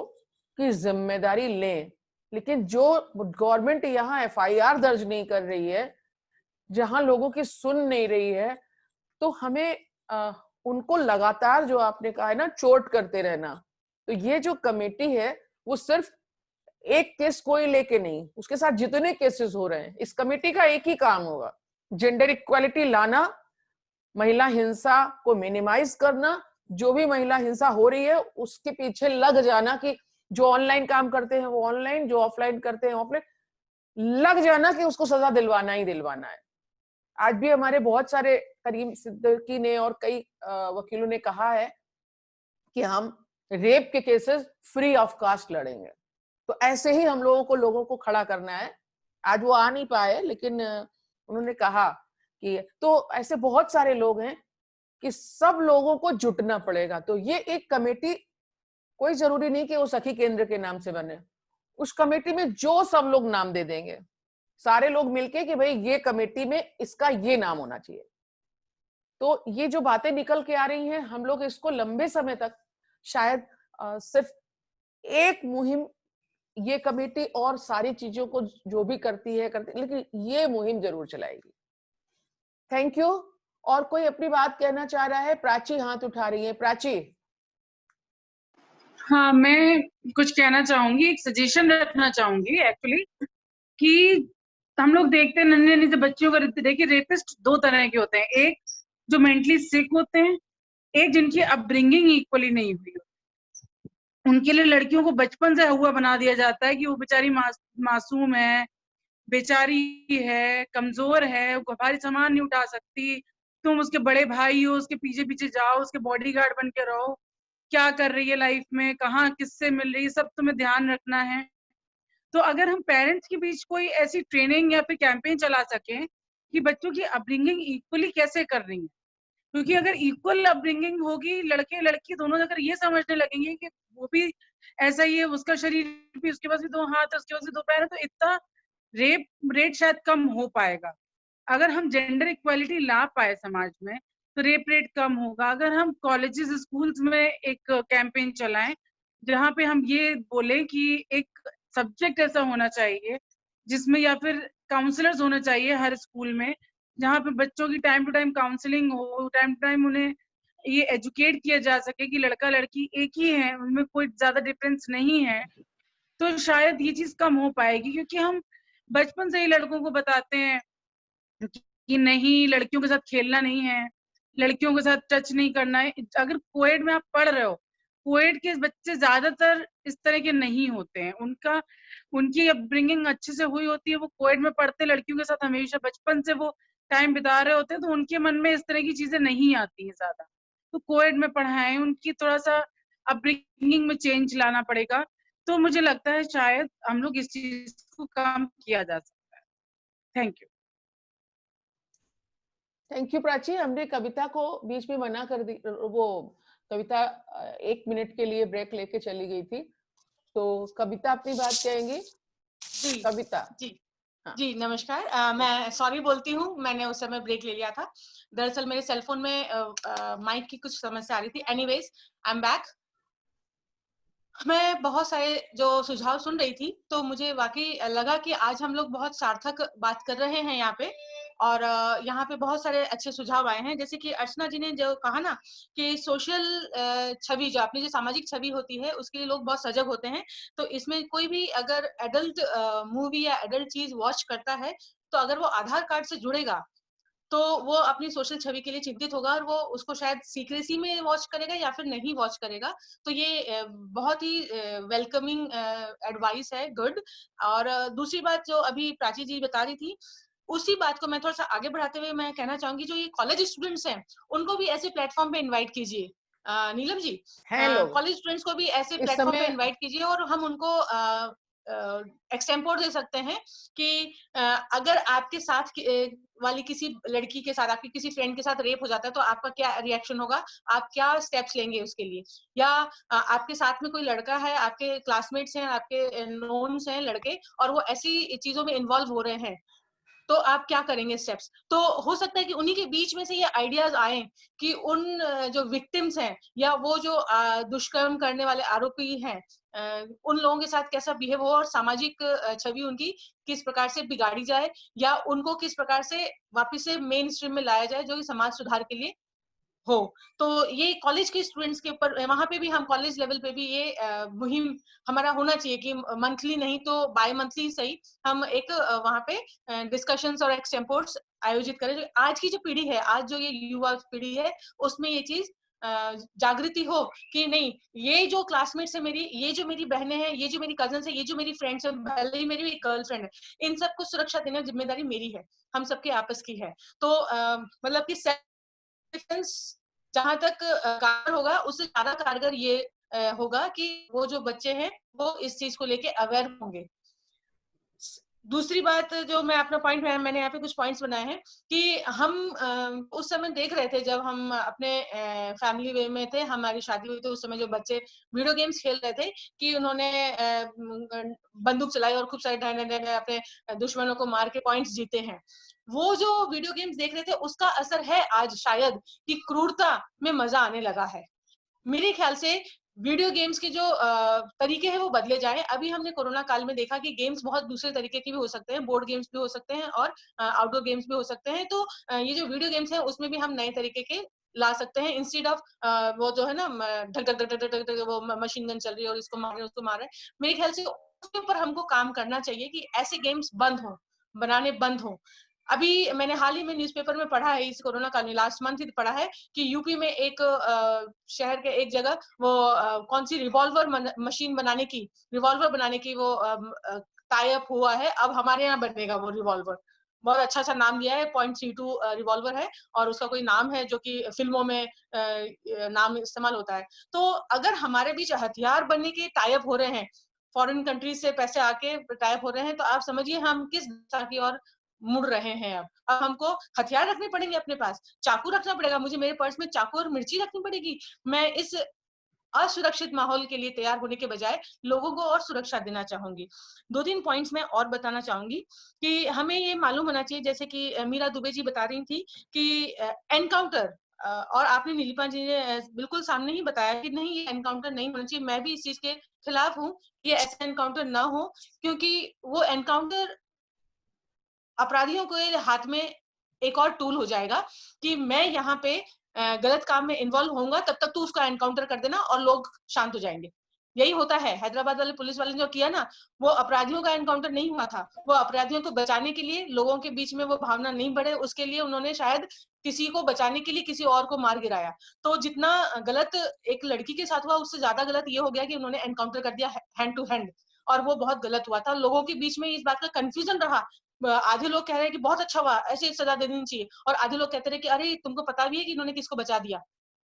तो ये वाकई ये क्वेश्चन मार्क रह जाएगा। हमको हैंड टू हैंड एनकाउंटर वाला केस बिल्कुल भी नहीं देना है, नहीं तो पुलिस के हाथ, राजनेताओं के हाथ में एक और हथियार हाथ लग जाएगा। दूसरा ये कि यहाँ पे जो दलित लड़की थी, या कहीं पे भी हम देख रहे हैं, जिस भी केस में देख रहे हैं, वो जो जिस भी बच्ची के साथ, बच्ची ही नहीं आजकल लड़कों के साथ भी होता है, जिसके साथ भी होता है, दरअसल वो वहां पे काम करने के लिए जिस पर्पज से आया है, वो जिस प्लेटफॉर्म से आया है, वो प्लेटफॉर्म गलत है। आज की तारीख में कोई सा भी जो श्रमिक है वो एक संगठित ग्रुप से जुड़े और वो वहां से ही आए, तो उसके साथ जब गलत होगा तो उस संगठित ग्रुप को की रिपोर्ट गलत होगी, उसको ब्लैक मार्क्स मिलेंगे कि आपके यहाँ की लड़की आई थी यहाँ पे काम करने के लिए और आपने सुरक्षा नहीं दी। यानी कि अगर मेरी कोई संस्था है और मैं एक बच्ची को भेज रही हूँ वहाँ पे काम करने के लिए, वहाँ पे शादी ब्याह का काम है और सफाई का काम है, मेरे यहाँ से बच्ची गई है, तो वो जिम्मेदारी मेरी भी बनती है कि उसको सुरक्षा मिलेगी। और क्योंकि वो मेरी तरफ से जा रही है, तो वहाँ पे जो लड़के होंगे या वहाँ पे जो पार्टी होगी, वो भी इस बात करेंगे नहीं, इस बच्ची को छोड़ दो क्योंकि वो उस संस्था से आई है। तो यानी कि जितने भी श्रमिक हैं, उनको किसी न किसी संस्था से, संगठित संस्था से जोड़ी जाए और उसकी कुछ नियमावली हो, हर संगठन बनाए जाए और उनकी नियमावली हो कि इनके ये सुरक्षा तो मिलनी पड़ेगी, नहीं तो ये संगठन को ब्लैक मार्क किया जाएगा। आज हम लोग किसी भी चीज को परचेज करने जाते हैं तो हम उसके स्टार्स देखते हैं, 3.5 स्टार्स, इसका मतलब इसका कुछ गलत है, 5 स्टार नहीं मिले, 4 स्टार नहीं मिले, तो इतना ध्यान रखना पड़ेगा। संगठित हो, श्रमिक संगठित हो। आज कोरोना काल में जो 40 करोड़ संगठन श्रमिक एक जगह से दूसरी जगह मूव हुए हैं, इसीलिए हुए हैं क्योंकि उनके अकाउंट नहीं थे, बैंक अकाउंट नहीं थे, उनके अकाउंट में पैसे नहीं गए सरकार के, और सरकार के 5 किलो अनाज नहीं गया क्योंकि वो संगठित नहीं थे। यहाँ तक कि बॉलीवुड के भी जो श्रमिक थे, वहां पे ये पॉइंट आया था कि उनको सोनू सूद जो हैं और दूसरे जो हैं वो उनके अकाउंट में पैसा डालना चाहते हैं, लेकिन उनका अकाउंट नहीं है, मैं तो अकाउंट्स मंगवा रहा हूँ, लिस्ट मंगवा रहा हूँ। तो आप समझिए कि कितने दूर तक ये बात फैली हुई है कि वो लोग श्रमिक जो हैं वो खुले हैं, छुट्टे हैं, उनका संगठन नहीं है, और उन्हीं का सबसे ज्यादा गलत काम होता है, उन्हीं के साथ ज्यादा गलत होता है। एक और जो मैं पॉइंट बता रही थी कि जो मनोवैज्ञानिक और सामाजिक बदलाव हम देखेंगे कि ये जब जो घटनाएं हो रही हैं, आज हम डिस्कस कर रहे हैं, और वो जो लड़की के आसपास है, चाहे पूरे समाज में है, हम लोग कोई भी उस लड़की की मजाक नहीं कर रहे हैं और उसके बारे में हौ नहीं कर रहे हैं। आज से 10 साल 20 साल पहले चले जाएंगे आप, तो उस लड़की की इस बात को छुपा दिया जाता था। तो मेरे ख्याल से ये जो घटनाएं हो रही है ना, इस घटनाओं के बारे में हमने ये जो डिस्कशन कर रहे हैं, बहुत अच्छे रास्ते पे चल रहे हैं हम लोग। एक तो ये हर्ष वाली बात खत्म हुई कि पीड़िता ही है, वो उसकी कोई गलती नहीं है। हम दुष्कर्मियों को देखना चाह रहे हैं, आज दुष्कर्मियों के चेहरे छुपाने के कि तुम चेहरे छुपाओ, चेहरा वो नहीं छुपाएगी, लड़की नहीं छुपाएगी। तो मेरे ख्याल से हम बिल्कुल सही रास्ते पे जा रहे हैं और आज हर एक मुद्दा, हर एक बात छुपती नहीं है, वो सामने आती है, चाहे उसको रात को जलाना ही पड़ता है, लेकिन बात सामने आ जाती है और यहाँ तक आती है कि घटना कहीं पे होती है और हम यहाँ पे कितने 100 किलोमीटर दूर बैठे हुए, हजारों किलोमीटर दूर बैठे हुए भी हम डिस्कस कर रहे हैं। तो ये बहुत अच्छी बात है कि हम लोग ये सारी बातें हो रही है और हम सामने लेके आ रहे हैं चीज को। और आज बच गया दुष्कर्मी, बहुत जल्दी ये सब बदलाव आ जाएंगे कि ये बच नहीं पाएंगे। दूसरा तीसरा पॉइंट जो था कि राजनीति की बात मैं कह रही थी। कल हम लोग इसी बात पे हाथरस की बात पे बात कर रहे थे कि कविता जी यहाँ पे 1 महीने बाद पार्षद के चुनाव होने वाले हैं और हम कुछ बदलाव कैसे लेके आए। मैंने कहा देखिए, मैं पिछले इतने सालों से मैं वोट देने जा रही हूँ और मुझे ये नहीं पता होता कि मेरे वार्ड में जो पार्षद खड़ा हो रहा है उसने पिछले 5 साल में क्या काम किया है। तो क्यों नहीं आज आप मुझसे बात करने के बजाय सारे न्यूज़पेपर से बात कर लें, आपका मंच एक साथ आ जाए, एक उस पर आ जाए और जो भी पार्षद पार्टी जो जिसको भी नाम डिसाइड करेगी उसका अगले 1 महीने यानी कि 30 दिन तक लगातार उस लोकल पेज के फ्रंट पेज के राइट या लेफ्ट कॉर्नर पे एक बड़ा सा वो आए कि ये नाम है, ये एज है, ये जाति है, ये इसके शैक्षणिक गुण है और उसने ये पिछले 10 सालों में ये काम किया है, पिछले 5 साल से ये आपके यहाँ पार्षद था, इसके ये फंक्शन थे, ये बात थी कि इसको यहाँ पे ये सड़क बनवा देगा, यहाँ पे ये कचरा का काम कर देगा, यहाँ पे इलेक्ट्रिसिटी का हो जाएगा, यहाँ पे पानी का हो जाएगा, यहाँ पे गटर का हो जाएगा, यहाँ पे पेड़ लग जाएंगे, ये इसके टारगेट थे। पढ़ने वाला खुद ही अच्छा ये है हमारा पार्षद, अरे इसने तो कुछ किया ही नहीं, पेड़ तो हमने लगाए, यहाँ पे तो खर्चा तो मैंने किया था। ये सब चीजें सामने आ जाएगी अगर अगले 30 दिन तक लगातार मेरे पास ये बात बार बार आती रहेगी, तो हम लोग खुद जागरूक होंगे। ये कुलदीप सिंह सेंगर था, इसने तो ये फलानी लड़की के साथ वो किया था, इसको तो हटाओ, इसको तो मैं वोट नहीं दूं। वो भले डिस्कस नहीं करे, लेकिन जब वोट का बटन दबाने जाएगा तो वो नहीं दबाएगा वो वोट। तो मतलब ये हुआ कि हम सबको एक संगठन में आना है, एक प्लेटफॉर्म पे आना है और ये जो गलत काम, आज सारे गलत काम राजनीतिक वरद हस्त प्राप्त या राजनीतिक कारणों से होते हैं। तो यहाँ पे ही उसको निपिंग एट द बड बोलते हैं ना, यहाँ पे ही निप किया जाए। सेंसरशिप की बात हो रही थी, वेब सीरीज की बात हो रही थी। मैं इस बारे में थोड़ा सा अलग व्यवहार या नजरिया रखती हूँ। मैं एक देख रही हॉस्टेज का सेकंड पार्ट शुरू हुआ है और उसमें जो महिलाएं हैं ना, वो महिलाएं चाहे वो अपराधी बन रही हैं या फिर वो अपराध को रोकने वाली कोई पुलिस ऑफिसर बन रही हैं, लेकिन दोनों की दोनों उतनी हार्डकोर है। मतलब कि भक्ति में वो दम है कि वो उनके साथ वो जो साथ के जो काउंटर पार्ट्स मैन है ना, उनसे ज्यादा गालियां, ज्यादा हार्डकोर गालियां दे पाती है, उसको दबा पाती है और उतने ही ज्यादा स्मोक कर पाती है, उतने ज्यादा ड्रिंक कर पाती है और उसको सेक्सुअली यूज, अपने जो सेक्सुअल अपील है उसको यूज करती है वो।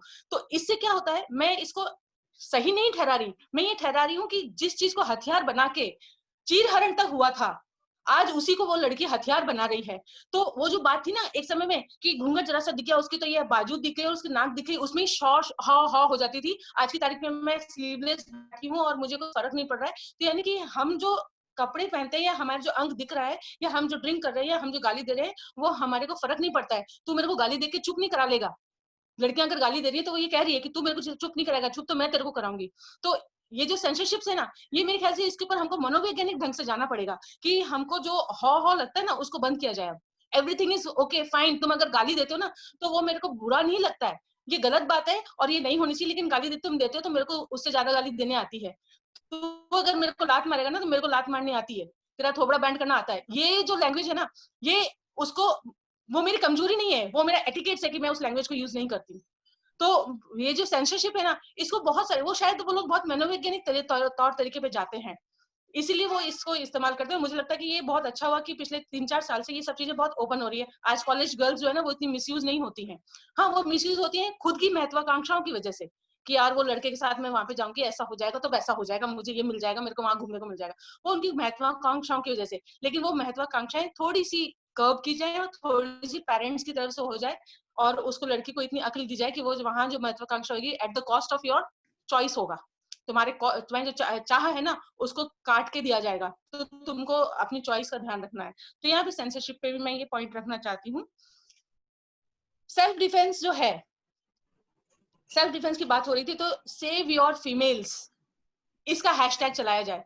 आज जो हुआ है, आज जितना हम लोग डिस्कस कर रहे हैं उतने ही मैन और लड़के डिस्कस कर रहे होंगे, तो हम हैशटैग चलाएं सेव योर फीमेल्स। आपके घर में आपके बहनें ही नहीं, माताएं नहीं, कजन्स ही नहीं, आपके क्लास में भी आपके जितने भी गर्ल्स आप जिनको जानते हो उनसे पूछो सब कुछ ठीक तो है, मैं हूं ना। सेव योर फीमेल्स के ऊपर हैशटैग चलाया जाए।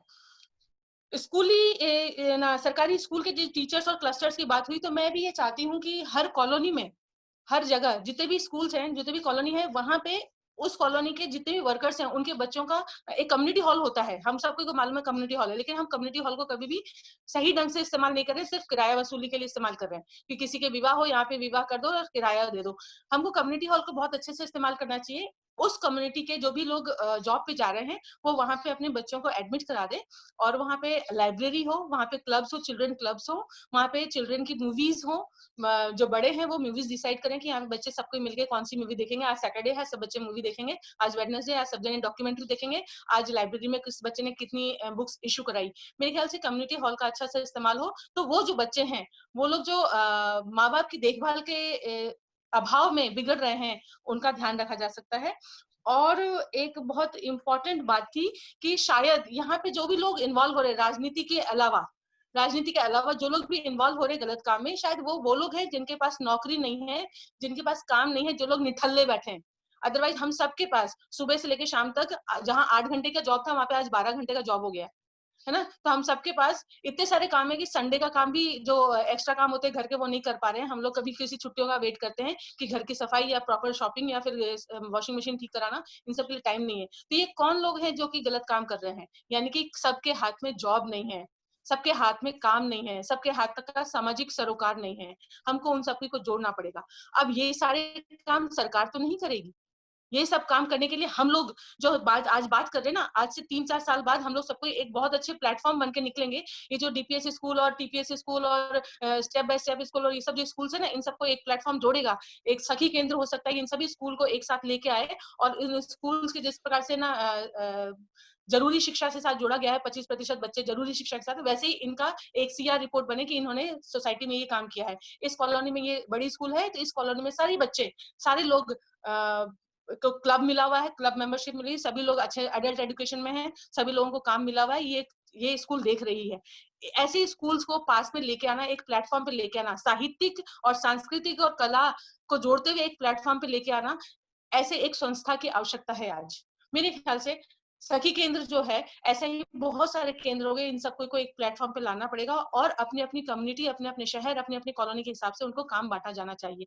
मेरे ख्याल से मेरे पास इतने पॉइंट है। मीडिया के ऊपर विश्वास नहीं करना है। हम सबके पास आज मीडिया जुड़ा हुआ है, गूगल और फेसबुक और इंस्टा, इसने हमको मीडिया दे रखा है। हम डायरेक्ट अपनी धरती से हैं, क्योंकि ये जो मीडिया है, न्यूज़पेपर है, चाहे वो टीवी के मीडिया है, ये सब बिके हुए। हमको मालूम है कि ये राजनीतिक मीडिया है। ये कंगना को इंपॉर्टेंस देंगे, ये दीपिका पादुकोण को इंपॉर्टेंस देंगे, लेकिन गिरती हुई जीडीपी को इंपॉर्टेंस नहीं देंगे और दलित को इंपॉर्टेंस नहीं देंगे, न ही उस लड़की के बलात्कार के लाश तक पेरेंट्स को सौंपी नहीं गई, वो जला दी गई, उसको इंपॉर्टेंस नहीं देंगे। So we shouldn't rely on any of the kind of media.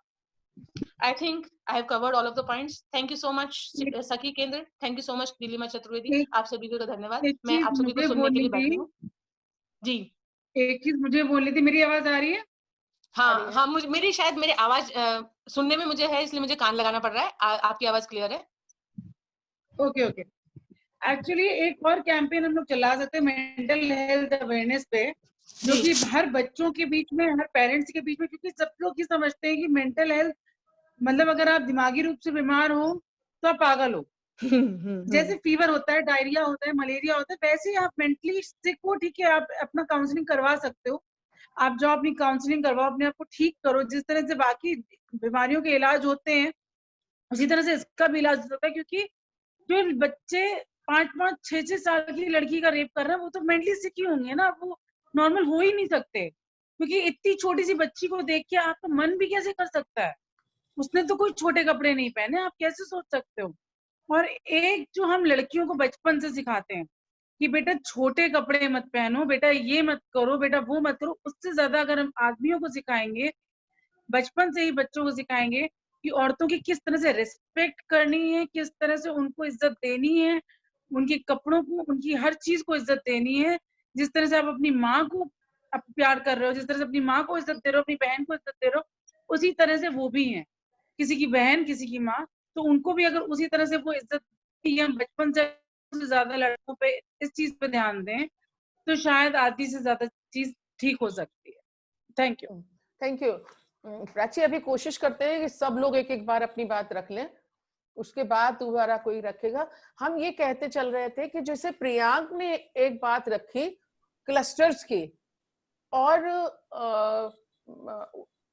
Doctor अर्चना जी ने भी रखी, तो हमें लगता है अगर प्रियांक हम लोग कुछ ऐसा करें, हमारे आज जितने लोग मौजूद हैं अगर वो लोग इस बात से सहमत हो, तो हम लोग फिर 15 दिन बाद मिले और हर एक को, जैसे प्रियांक जिस क्लस्टर्स के और जिस तरह की बात कर रहा है कि सरकार से क्या मांग करनी है, उसकी जिम्मेदारी प्रियांक ले लें कि उनके दिमाग में जो कॉन्सेप्ट है उसको कैसे तैयार कर लें। डॉक्टर अर्चना और प्राची जिस तरह से बात कर रहे हैं कि परिवार में हम किस तरह से बच्चों को ट्रेन करेंगे, अगर उसका एक तैयार कर लें। इसी तरह कविता ने जो बहुत अच्छी बात रखी है कि हम सेव अपने को सुरक्षित करने के लिए, सख्त सुरक्षा के लिए हम क्या क्या कर सकते हैं, उसके लिए कविता अपने आसपास और अपने लोगों से बात करके कुछ हम लोग भी दे देंगे लोगों को, और ये जिम्मेदारी ले कि कौन कौन से पॉइंट्स हो सकते हैं। बहुत ज्यादा नहीं लिखना है, जस्ट पॉइंट्स खाली तैयार करने हैं जो हम जनता के बीच 15 दिन बाद, और हर बार जब हम 15 दिन 20 दिन में बैठेंगे तो हम देते रहें, ऑनलाइन और ऑफलाइन सारी चीजें हम उसमें भी छापते रहे, न्यूज़पेपर में, वो सॉरी लीफलेट्स वगैरह में भी। तो हमें लग रहा था कि हम इसको बीच बीच में बात करते चलते, अगर कुछ लोग अपनी जिम्मेदारियां ले लें कि हम तो ये करेंगे, और फिर हम लोग तय कर लें कि ये कमेटी का क्या नाम होगा, और ये जितने लोग हैं ये तो रहेंगे ही, लेकिन ये कोऑर्डिनेट करेंगे और ये और चेंज मेकर्स तैयार करेंगे और उनको जोड़ते रहेंगे। तो ये कमेटी आज अगर यहाँ से शुरू होती है तो ये बहुत दूर तक पूरे हिंदुस्तान में फैले।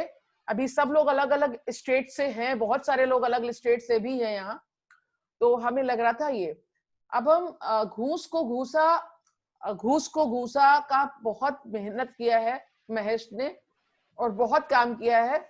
महेश प्लीज आप अपना सजेशन के साथ साथ अगर संभव है तो सब लोग आज कुछ कुछ जिम्मेदारियां लेते रहे, तो शायद हम लोग मिलके कुछ कैंपेन यहीं से शुरू कर सकते हैं। हाँ महेश, मेरी आवाज आ रही है आपको? बहुत अच्छी आ रही है। देखिए, मुझे लगता है कि बलात्कार जो है स्त्री की समस्या नहीं बल्कि पुरुष की समस्या है। बिल्कुल। और इस संदर्भ में महिला को सुरक्षित करने के जितने भी प्रयास हो रहे हैं या जो भी बहस हो रही है, महेश आपका वीडियो नहीं है। वीडियो में इसलिए नहीं ऑन किया हूं क्योंकि आवाज जो फिर अच्छा गड़बड़ होती है। ठीक है। जितनी भी बहसें हो रही है वो सही दिशा में नहीं जा पा रही है। तत्काल फांसी है या फिर इंसाफ है या जितनी भी इस प्रकार की मांगे उठ रही हैं, हर बार जब कोई होता है तो फांसी की मांग उठती है, कुछ दिनों बाद वो शांत हो जाती है। लोगों का गुस्सा समझा जा सकता है, लेकिन हमें फांसी से पहले जल्द सजा देने की मांग करनी चाहिए, क्योंकि आज बलात्कार के मामलों में समय पर सुनवाई और सजा नहीं हो पा रही है। आंकड़े ये बताते हैं कि महिलाओं से बलात्कार के मामले में अपराध साबित होने की दर 4 में से 1 है, यानी 3 लोगों के अपराध साबित नहीं होते। और ये आप आंकड़े देख सकते हैं। तो ऐसे में सवाल उठता है कि भाई जो हम सुरक्षा की बात कर रहे हैं वो कैसे होगा। तो अगर इसमें देखा जाए तो मुख्यतः लगता है कि जो पुरुष है या जो बच्चे हैं, अभी आप हाथरस की पृष्ठभूमि का केस लीजिए तो 14 साल पहले उस परिवार में किसी की हत्या हो गई, जिसका बदला लेने के लिए वो 4 जो लड़के जो है वो इस प्रकार का जघन्य अपराध किए। सवाल ये था कि उस परिवार में क्या कोई ये बात उन लड़कों को समझाने वाला नहीं था कि बदला जो है किसी स्त्री के उस पे हमला नहीं हो सकता है, या बचपन से उनको सब, क्योंकि इससे पहले भी उसके साथ घटनाएं हो चुकी है, ये पहला घटना नहीं था जहां पे हुआ, उससे पहले उसके साथ छेड़छाड़ और कई बार ये घटनाएं हो चुकी हैं। लेकिन क्या उस परिवार समाज का कोई ये समझाने वाला नहीं था कि भाई एक महिला जो है एक स्त्री है, उसका एक अपना अस्तित्व है और आप बदले की जो बात आप उससे नहीं कर सकते हैं। तो मुझे लगता है कि जो अभी बाकी लोगों ने बोला कि ये मुख्यतः जो है घर और परिवार और समाज से ये जो है इसको शुरू करना पड़ेगा। तो क्योंकि जो महिला का जो पूरा जीवन है वो 3 प के बीच गुजरता है, पिता, पति और पुत्र। और ये तीनों जो है आप पितृसत्ता या पुरुषवाद कह सकते हैं, जिसके बीच ये गुजरता है। और इससे जब हम अभी सुरक्षा की बात करते हैं तो हम क्या करते हैं, बंदिशों की बात करते हैं। आपको पता है बीएचयू के जो गर्ल्स हॉस्टल है वहां पे रात को 10 बजे के बाद कर्फ्यू लगा दिया गया था कि वहां से लड़कियां बाहर नहीं निकलेंगी, क्योंकि इस प्रकार की घटनाएं हो रही है। तो कई बार सुरक्षा के नाम पे महिलाओं को, लड़कियों को ही बंदिशें बनाई जाती है या लगाई जाती है, जबकि सारा दोष जो है पुरुष का है, उसके ऊपर कोई बंदिशें नहीं लगाई जा रही है। क्यों ना उनको लगाया जाए कि भाई उनको घर से 10 बजे आपको बाहर नहीं निकलना है, क्योंकि खतरा आपसे है। हम शेर से खतरा होता है तो पिंजड़ा चिड़ियाघर में शेर के लिए बनाते हैं, बजाय इंसानों के लिए नहीं बनाते हैं। लेकिन जब इस सभ्य समाज में आते हैं तो इसका उल्टा हो जाता है, हम जो है लोगों के लिए पिंजड़ा बनाते हैं और शेर को खुला छोड़ते हैं। तो ये बात समझने की है। मैं इस पे 2 मुद्दों पे सिर्फ आता हूँ जो लॉन्ग टर्म है। एक तो अभी मैं आली की रिपोर्ट कल देख रहा था जो अभी आई है, और उन्होंने खासतौर से बलात्कार के मामलों को लेकर उन्होंने एक अध्ययन किया है। उसमें आया गया कि जो महिलाएं थानों में जाती हैं, हालांकि यूपी में हर थानों में एक महिला पुलिस ट्रेन की हुई है जो ऐसे समस्याओं के बारे में सुनेगी और उसका रिपोर्ट लिखेगी, लेकिन व्यवहारिक तौर पे देखने में ये आता है कि वहां पे एक महिला पुलिस तो होती है, लेकिन रिपोर्ट लिखने का काम जो है पुरुष पुलिस करता है। और वहां पे ये उन्होंने केस स्टडी किया, उसमें ज्यादातर मामलों में देखा गया कि पुरुष जो है केस लिखता है, महिलाएं वहां सहज होती है अपनी बातों को रखने के लिए। महिला पुलिस होती जरूर है, लेकिन वो खड़ी रहती है और लिखने का काम जो है सारा पुरुष करता है। कई बार वो कहते हैं कि वो लिख नहीं सकती हैं, वो अच्छे से नहीं लिख पाएंगी, समझ नहीं पाएंगी, ये सारी बातें करके जो है ये टाल दिया जाता है। तो पुलिस को और जितनी भी सरकारी इस प्रकार की संगठन है इनको संवेदनशील बनाने की जरूरत है, इनको ट्रेनिंग करने की जरूरत है, ताकि जब कोई इस प्रकार की मांग लेके जाए, जो समस्या को लेके जाए, तो उसको ठीक से सुना जाए, उसको ठीक से लिखा जाए। इसी प्रकरण में हाथरस में 14 दिन लग गया उनको एफआईआर करने में, उस मामले को दर्ज करने में। तो आप इसी से सोच सकते हैं कि कितना जो है हमारी पुलिस प्रशासन का जो इसमें रवैया लचर है। तो उनको ट्रेनिंग करने की जरूरत है, संवेदनशील बनाने की जरूरत है। और इसके अलावा जो घरों में, मोहल्लों में और आपके जो परिवारों में जो लड़के हैं, जो बच्चे हैं, उनको शुरू से जो है इस पे बात करने की जरूरत है। मैं अर्चना जी की एक बात से सहमत हूँ कि बचपन से जो है जो मानसिकता पे उसका प्रभाव रहता है। बच्चों के 5 से 13 साल की उम्र में जितना प्रभाव पड़ जाता है, उनके पूरे जीवन में 80% उसका प्रभाव रहता है। तो हम लोग को अपने घर परिवार समाज में उन बच्चों को समझाना होगा, उनको ये बताना होगा कि महिलाओं का, स्त्रियों का, उनका भी एक अस्तित्व है, उनका भी एक जो है सोच है, उनकी भी आजादी है जैसे आपकी आजादी है। तो ये एक समझ जो है विकसित करनी पड़ेगी। और खासतौर से जो मानसिक बीमार लोग हैं, जिसके लिए प्राची कह रही थी कि ऐसे लोगों के लिए अलग से कुछ ट्रेनिंग की जरूरत पड़ेगी। इसके लिए अलग से सरकार को भी सोचना पड़ेगा कि ऐसे लोगों के लिए क्या व्यवस्था किया जाए जिनकी उनकी मानसिकता को बदलने की कोशिश की जा सके। धन्यवाद, मुझे इतना ही बात करना है। Mahesh, thank you. लेकिन क्या आप भी इस बात से सहमत हैं कि हम लोग इन्हीं मुद्दों पे 15 दिन बाद कुछ होमवर्क करके मिले? जी, मुझे लगता है कि जरूर करना चाहिए। और सिर्फ ये इस दौर के लिए नहीं करना चाहिए, क्योंकि अभी ये 2 घटनाएं हुई हैं, बलरामपुर की और हाथरस का। नहीं, तो और भी हुई हैं।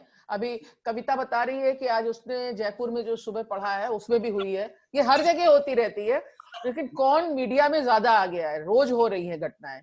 दीदी, वो आंकड़े तो ये बताते हैं कि हर 20 मिनट पे एक बलात्कार की घटना देश में हो रही है। जो दर्ज हो रही है या नहीं दर्ज हो रही है अलग बात है, क्योंकि आंकड़े बहुत कम दर्ज होते हैं, वो बात अलग है। लेकिन मेरा ये कहना है कि होता क्या है कि जब इस प्रकार की कोई बड़ी घटना होती है तो उबाल होता है, सभी लोग सड़कों पे आते हैं, तमाम होता है। कुछ दिनों बाद फिर वो चीजें भूल जाती हैं, वापस जिंदगी उसी ढर्रे पे होने लगती है और सभी लोग इस पे भूल जाते हैं। ये 15 दिन पे करने के सिर्फ अभी की बात नहीं, ये एक लगातार और लंबे समय तक करने की जरूरत है। Thank you. तो अगर आप कुछ जिम्मेदारी ले सकते हैं जिसपे आप अपना एक्सपर्टाइजेशन समझ रहे हैं, तो जस्ट पॉइंट में अगर आप करेंगे और तो बहुत अच्छा रहेगा। तो हम लोग 15 दिन बाद फिर से मिलेंगे, तो आपको पता रहेगा कि हमें अपने कुछ और लोगों के साथ भी चर्चा करके और इस बात पे ये पॉइंट्स रखने हैं, ठीक है ना? जी जी जरूर, मैं कोशिश करूंगा। बिल्कुल। तो डॉक्टर आरती द्विवेदी, आप कुछ बोलने वाली हैं क्या? डॉक्टर आरती द्विवेदी। हेलो। हाँ नमस्ते मैम। नमस्कार जी मैम, मैं कुछ बोलना चाहती हूँ। सर्वप्रथम सभी विद्वजनों को मेरा सादर अभिवादन। आपका वीडियो ऑन हो सकता है? मैम थोड़ा नेटवर्क प्रॉब्लम है, अच्छा, शायद ठीक है, थोड़ी देर में ऑन हो जाए। जी ठीक है। मैम, कई बार महिला होने के नाते सोचकर व्यथित हो जाती हूँ कि इतने कठोर कानून, फास्ट ट्रैक कोर्ट, महिला हेल्पलाइन, समाज में जागृति फैलाने वाले संगठन होने के बावजूद भी महिलाओं के प्रति बलात्कार एवं दुष्कर्म जैसी घटनाएं क्यों नहीं थम रही? इसके मूल कारण क्या है? क्या इसका एक मूल कारण माता पिता द्वारा अपने बच्चों को, विशेषकर पुत्रों को सही दिशा में संस्कार ना दिया जाना है? क्योंकि बचपन से ही हम देखते हैं कि बच्चे एब्जॉर्ब करते हैं, वो सीखते कम है लेकिन देखकर एब्जॉर्ब करते हैं और वही उनके बिल्डिंग ब्लॉक्स होते हैं। लेकिन फिर मेरा नजरिया ये कहता है कि नहीं, परमात्मा ने हमको बुद्धि के साथ विवेक भी दिया है। यही हमें और पशुओं में हमारे अंतर को दर्शाता है, क्योंकि पशुओं में विवेक नहीं होता, बुद्धि होती है, लेकिन हमारे पास दोनों है। और जब हमारी बुद्धि काम करना बंद हो जाती है, वो सही और गलत का विभेद नहीं कर पाती, तो हमारा जो विवेक होता है वो हमें निश्चित रूप से आगाह करता है कि क्या सही है और क्या गलत है।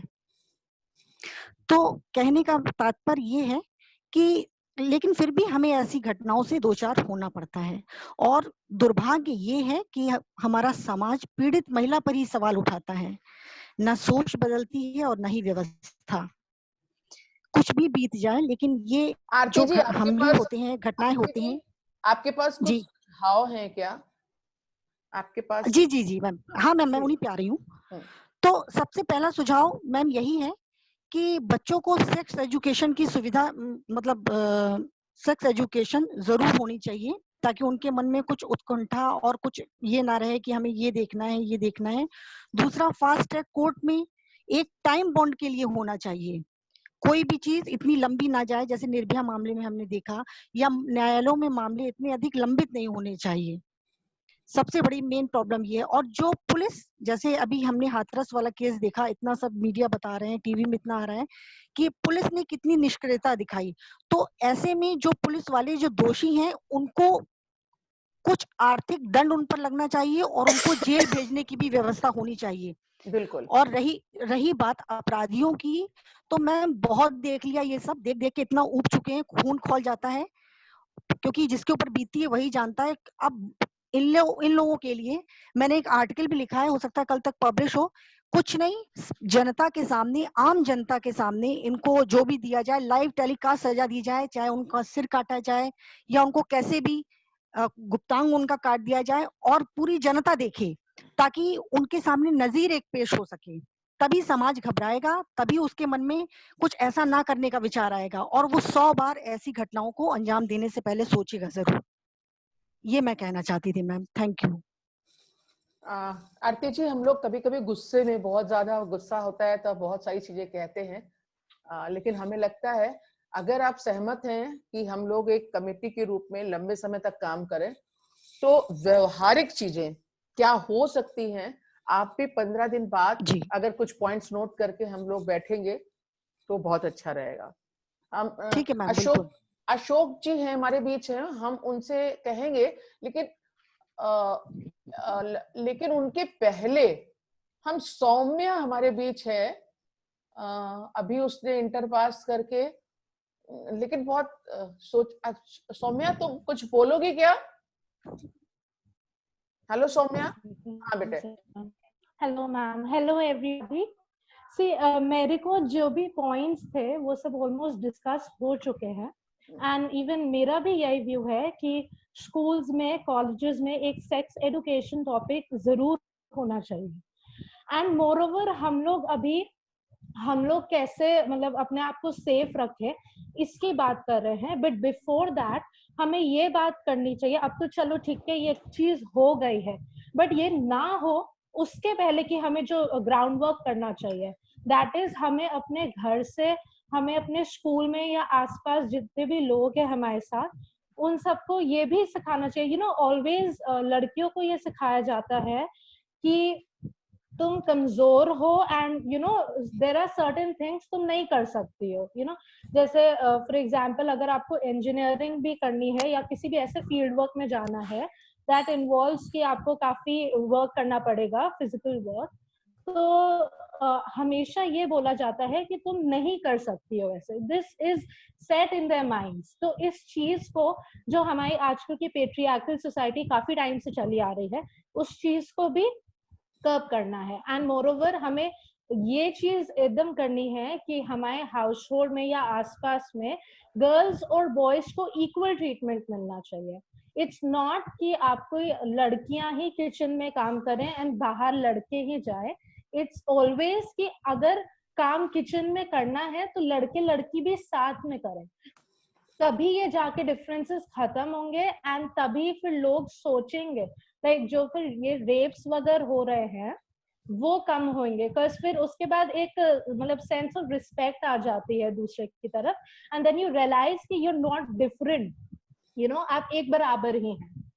एंड एक चीज और है कि एक ये तो बात है ही, उसके अलावा ये भी है जो रिस्ट्रिक्शंस हमारे को सेफ्टी के नाम पे हमारे ऊपर रेस्ट्रिक्शंस लगा दिए जाते हैं कि रात को नहीं जाना है या पर्टिकुलर एरिया में किसी के साथ ही जाना है। या इनफैक्ट आई हैव सीन कि जैसे इवन ओल्ड एजेड मतलब फीमेल्स हैं या बहुत बड़ी बड़ी फीमेल्स भी हैं, even they are accompanied by small boys just for the sake कि उनकी सेफ्टी के लिए। अरे वो छोटा सा बच्चा कैसे उसकी सेफ्टी कर लेगा, राइट? सो दिस माइंडसेट, जब तक ये माइंडसेट सही नहीं होगा तब तक मतलब कुछ चेंज नहीं आ सकता है। So that's all. Thank you Saumya. बिल्कुल सही है कि ये माइंडसेट चेंज होना है। तो सौम्या आप भी कुछ जिम्मेदारी लेने को अगर तैयार हैं तो आप अपने एज ग्रुप, उनसे थोड़े बड़े लोगों के साथ ये जो जिस तरह का माइंडसेट चेंज होना है, जो जो कुछ आपके दिमाग में है उसको आप पॉइंट्स में नोट करेंगी तो बेटर रहेगा। और फिर हम लोग अभी सब लोग ये सोचते भी रहे कि क्या इस कमेटी का हम क्या नाम रख सकते हैं, या नेक्स्ट टाइम भी सोच सकते हैं, अभी से सोच के नेक्स्ट टाइम सोच सकते हैं। तो अभी और कोई अपनी बात अगर रखना चाह रहा है प्लीज। अशोक जी दिख नहीं रहे हैं हमें, तो और कोई अगर अपनी बात रखना चाहता है। मैं एक पॉइंट मेरे दिमाग में था, अगर आप सुन मेरी आवाज आ रही ना? आ रही। मैं मुखर कविता जयपुर से। मेरे दिमाग में ये चीज आई थी कि आसपास हमको पीसीआर वैन दिखाई देती है और पुलिस की वैन जो दिखाई देती है, और दूसरी तरफ से मैंने ये भी देखा कि जो पिंक टॉयलेट बने हैं, सुलभ शौचालय, पिंक टॉयलेट बने हैं, दोनों को मिला के मेरे दिमाग में आया कि क्यों नहीं पिंक वैन, एक पीसीआर वैन चलती है आसपास। जब भी हम बाहर निकलती हैं तो हमने कभी भी फीमेल पुलिस को हमारी सुरक्षा के मद्देनजर आसपास चलते हुए नहीं देखा, तो हमारे अंदर वो सुरक्षा की भावना आएगी कहाँ से? तो अलग से पिंक वैन की भी व्यवस्था की जा सकती है, पिंक पीसीआर। Thank you. इसके लिए बोला जा सकता है। कविता जी आपको बहुत सारा लिखना है और लोगों से बात करके और ठीक आज से 15 डेज बाद हम सब फिर से बैठने वाले हैं। जो आप जैसे लोग और हैं जो इसमें जुड़ना चाहते हैं इस कमेटी में, तो यहाँ जितने लोग हैं वो सब कोऑर्डिनेट करेंगे और मैक्सिमम लोगों को जोड़ेंगे। और हमारी कोशिश होनी चाहिए कि आज अगर इतने लोगों से शुरुआत हो रहा है तो बहुत दूर तक हम लोग बना सके।